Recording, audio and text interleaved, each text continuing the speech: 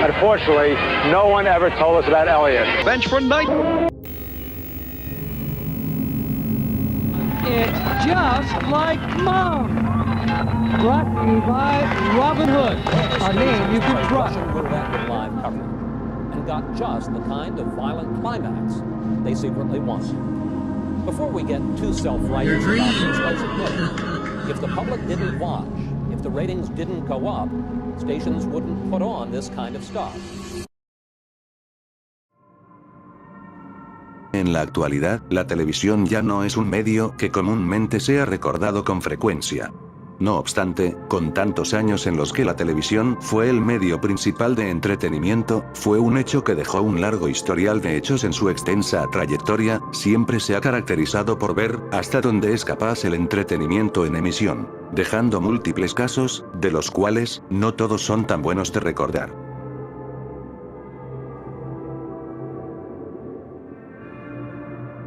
El día 30 de abril de 1998, Daniel Victor Jones condujo su camioneta entre la Arbor Freeway y la Century.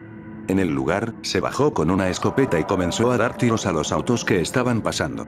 Daniel en este lugar, llamaría al 911 explicando sus motivaciones de este acto, ya que, debido a que poco tiempo antes, fue diagnosticado con cáncer que era claro lo mataría eventualmente, pero su queja y razón de todo, se debía a la pobre posibilidad de acceder a atención médica. En un momento de este incidente, Daniel desplegó una pancarta con la frase: Les H-Moe solo buscan dinero. Vive libre, ama seguro, o muere. Pasaban las horas, y cada vez la situación no mejoraba en lo más mínimo. Todo acabó cuando Daniel tiró una botella Molotov a su camioneta. Sacó su escopeta y salió a la carretera solo para ponerla debajo su barbilla y suicidarse. Este hecho se hizo sumamente controversial, debido al mensaje que Daniel quería transmitir mediante su acto. Donde la salud es casi un privilegio, hizo que, ya sin ganas de vivir y con claros signos de locura, provocó que un hombre se quitara la vida.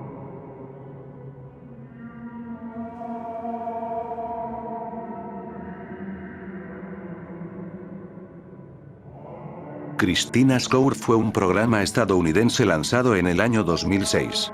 La premisa principal de este show se centra en Cristina Pérez, la jueza y protagonista que daría un juicio a diferentes casos que se fueran presentando en cada capítulo. El programa, más que ser una serie de casos judiciales, en su lugar, era un espectáculo de comedia y drama en cada episodio. Pero un capítulo en específico sería recordado hasta el día de hoy. I've invested in him, and not only that, my body too. He pretty much got that whenever he wanted, and my body is priceless. A man gotta pay for this. En este se estaba llevando un juicio a Shawn Harris, un comediante estadounidense y estrella invitada en esa ocasión para el programa. A lo largo del capítulo sería una constante chistes del comediante acompañado de su mujer. Pero sería una de estas improvisaciones que destacaría de entre todas. Oh, that's true. Ask him, he's been married for how long? Over 20-something years. Over 27 Look at him though, years. he look mad. You don't look happy, brother. You don't look happy.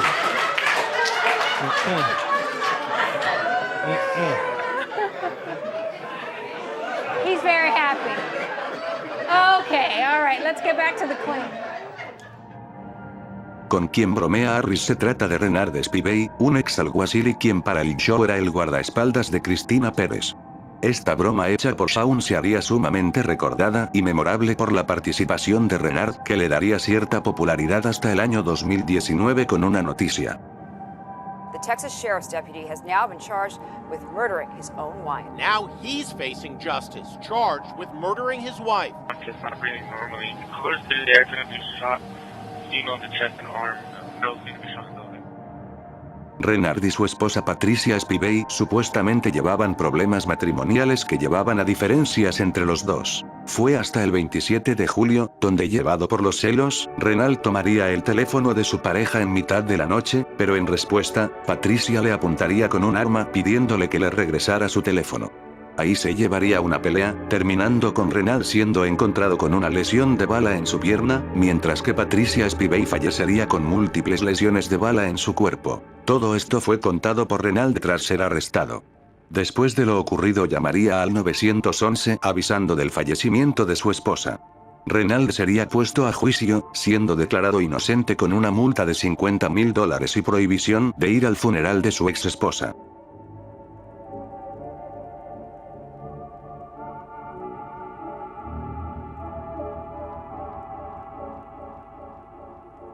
Alrededor del año de 2012 en Perú, llegaría a la televisión del país por medio de Latina Televisión un programa llamado El Valor de la Verdad.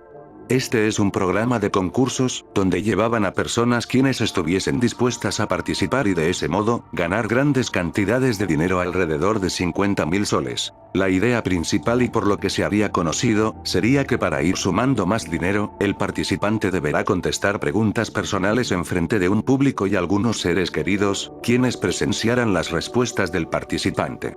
En caso de llegar a mentir en alguna respuesta, solo se llevará el dinero que para ese momento haya recolectado. Si bien el programa tuvo múltiples participantes en su historial, sería la primera persona invitada en su lanzamiento en 2012 quien daría de qué hablar. Thalía Sánchez, una joven estudiante de 19 años de edad, siendo llevada junto a sus padres y su pareja, Brian Romero, a participar al programa. Thalía se había presentado al programa con el fin de ganar la mayor cantidad de dinero posible para poder apoyar a su familia de manera económica. Las preguntas darían comienzo, y estas no se limitarían respecto a la intimidad de la vida de Thalía. Entre las cosas que llegó a confesar irían más hacia su vida personal y laboral. Al inicio diría que su trabajo era de call center, sin embargo, terminaría respondiendo que en realidad se dedicaba a trabajar en clubes nocturnos, del mismo modo como es que llegó a engañar a su pareja con una mujer por dinero. Pero sin duda, la pregunta más fuerte para su familia y pareja sería: Thalía, la pregunta es la siguiente.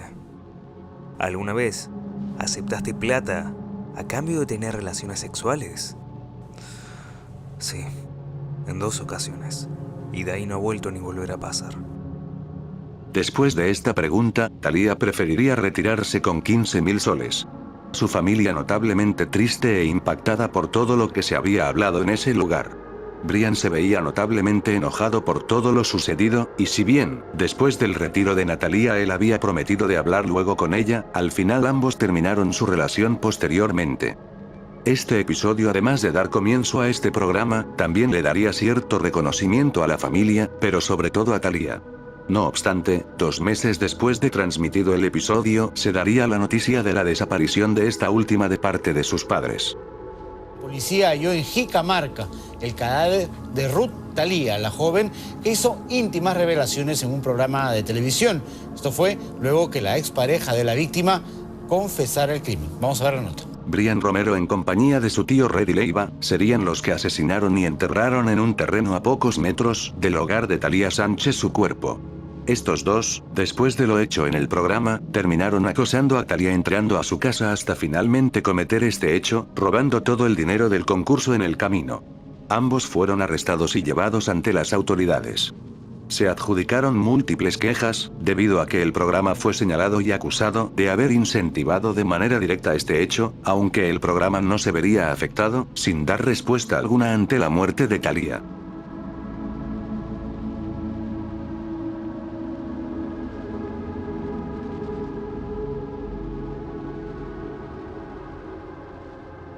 En noviembre de 2004, saldría gracias a la cadena de NBC, el programa llamado To Catch a Predator.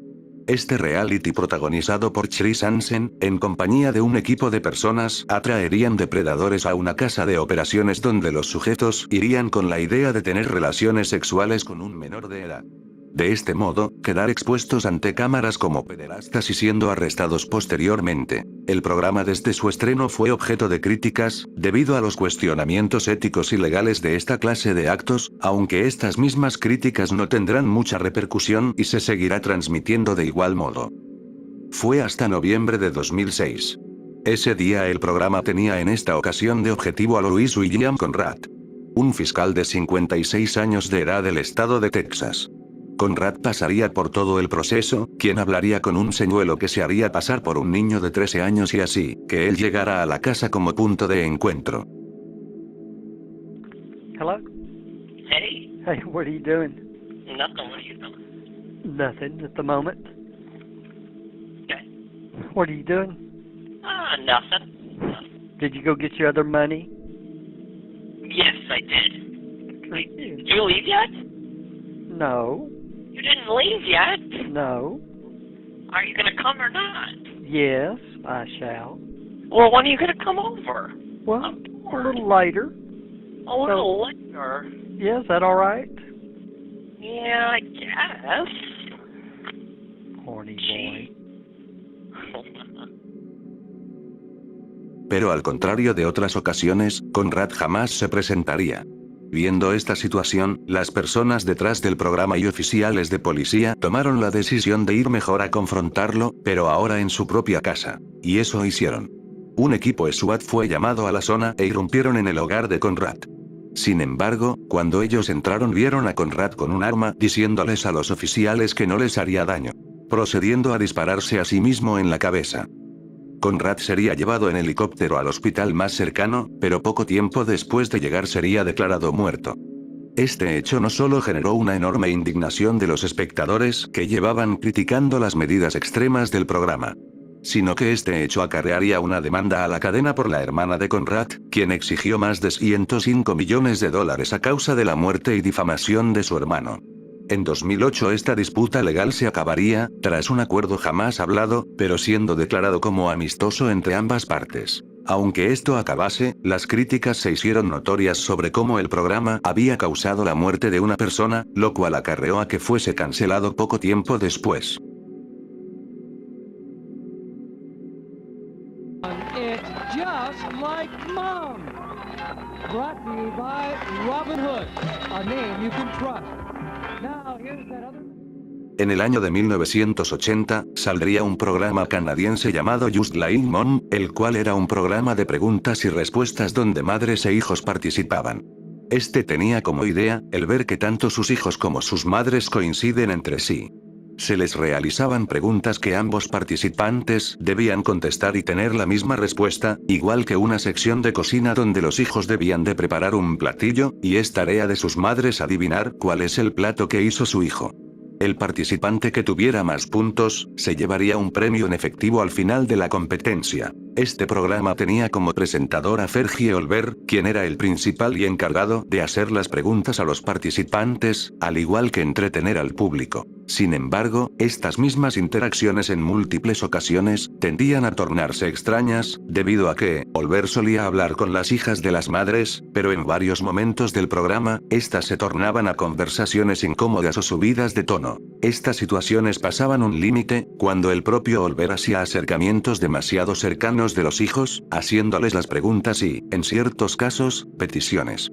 Estas últimas tendían a ser demasiado íntimas porque el presentador solía bromear con hipotéticos casos en el que ellos se besaran con él. Esto era una frecuente que se veía en varios capítulos de esta extinta serie. Muchas de estas interacciones tendían a ser simplemente incómodas, pero por desgracia, sí existieron casos donde este presentador llegó a cumplir su asqueroso objetivo besando a los hijos que se presentaban al programa. Kisses? Are you shy? A bit. Can I have a little kiss, please? Oh, Jennifer.